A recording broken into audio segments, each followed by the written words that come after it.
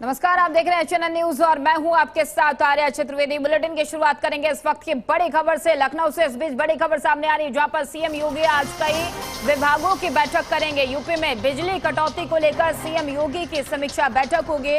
ऊर्जा विभाग के कामकाज और विद्युत आपूर्ति की समीक्षा करेंगे। ऊर्जा मंत्री ए.के. शर्मा और विभाग के आला अधिकारी भी मौजूद रहेंगे।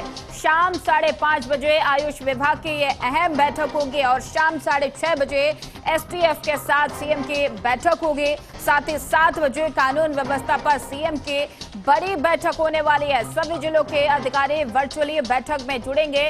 5 केडी सीएम आवास पर अहम बैठक होंगी। ये सारी बैठक 5 केडी सीएम आवास पर होंगी और आगामी त्योहारों कानून व्यवस्था पर चर्चा भी की जाएगी। दरअसल उत्तर प्रदेश में भीषण गर्मी के बीच गहराते बिजली संकट ने सरकार और प्रशासन की चिंता बढ़ा दी है।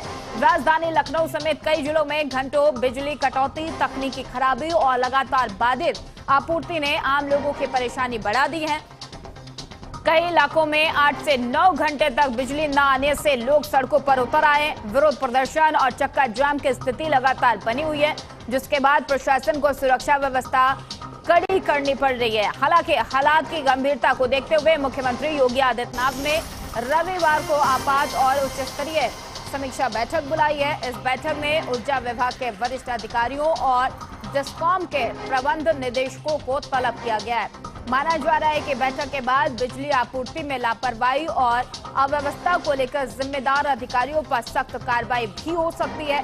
प्रदेश के कई जिलों से लगातार बिजली आपूर्ति बाधित होने और अघोषित कटौती की शिकायतें सामने आने के बाद सरकार ने अपना रुख सख्त कर लिया है।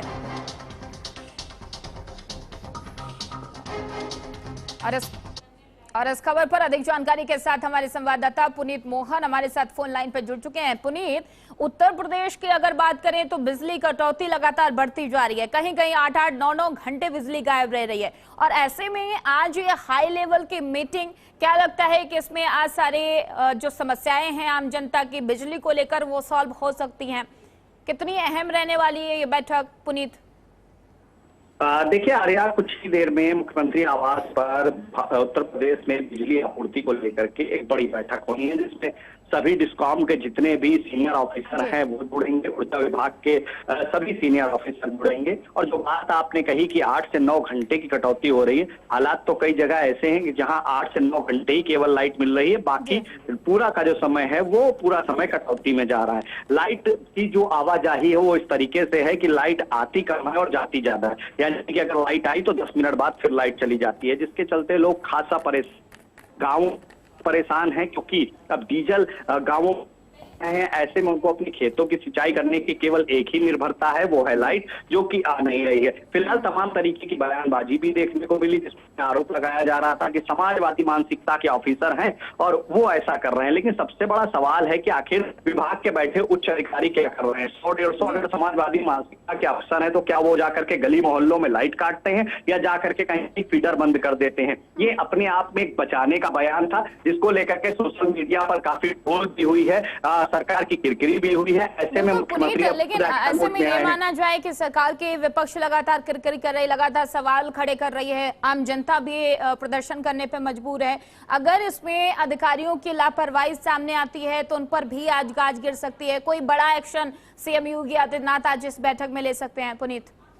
देखिए, सीधे तौर पर अगर आर्या हम समझें तो जिस तरीके से ऊर्जा विभाग के जो एमडी हैं वो बैठकों को पर बैठक कर रहे थे ग्रीष्म ऋतु से पहले, ताबड़तोड़ बैठकें करके उन्होंने कागजों में मौसम गुलाबी है पूरा तैयार कर लिया था और वही आईना मुख्यमंत्री को दिखाया गया था, वही किताब प्रस्तुत करी गई थी। लेकिन हालात तब हुए जब टेम्परेचर ने थोड़ी सी बढ़ोतरी करी। आर्या, ये तो थोड़ा सा शुक्र रहा कि इस बार गर्मी की शुरुआत में कुछ दिनों पहले ही बारिश हो गई थी, जिसके चलते कहीं ना कहीं बिजली व्यवस्था आपूर्ति बरकरार रही। लेकिन अब जिस तरीके टेम्परेचर बढ़ रहा है उससे ज्यादा बिजली का स्तर गिरता चला जा रहा है। अपने बचाव के लिए समाजवादियों पर आरोप लगा देना, 10 साल से सत्ता में सरकार है और ऐसे में अभी तक क्या कार्य हुए हैं उसका जवाब नहीं। जर्जर तार जो हैं वो आर्या सबसे बड़ी मुसीबत है, क्योंकि वो गर्मी नहीं झेल पा रहे हैं और ऐसे में वो टूट जाते हैं। आपको बता दूं कि ग्रीष्म ऋतु आने से पहले गर्मी में बेहतर लाइट सुविधा दी जा सके, इसलिए एक बड़ा बजट पास होता है, बड़ी बड़ी बैठकें करी जाती है, जिसमें ट्रांसफार्मर से लेकर के जर्जर तार बदलने तक की पूरी बात होती है। आखिर वो बजट कहाँ जाता है उसका जवाब नहीं। आज मुख्यमंत्री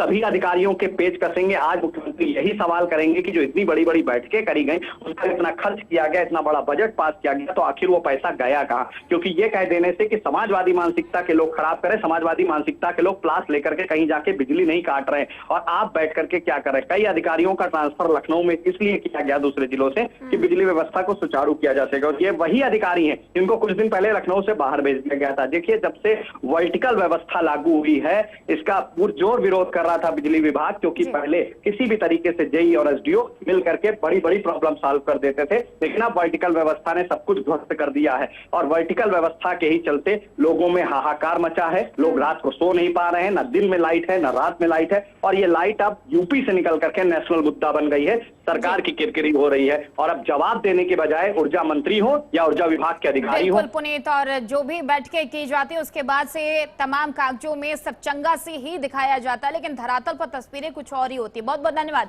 पुनीत तमाम सारी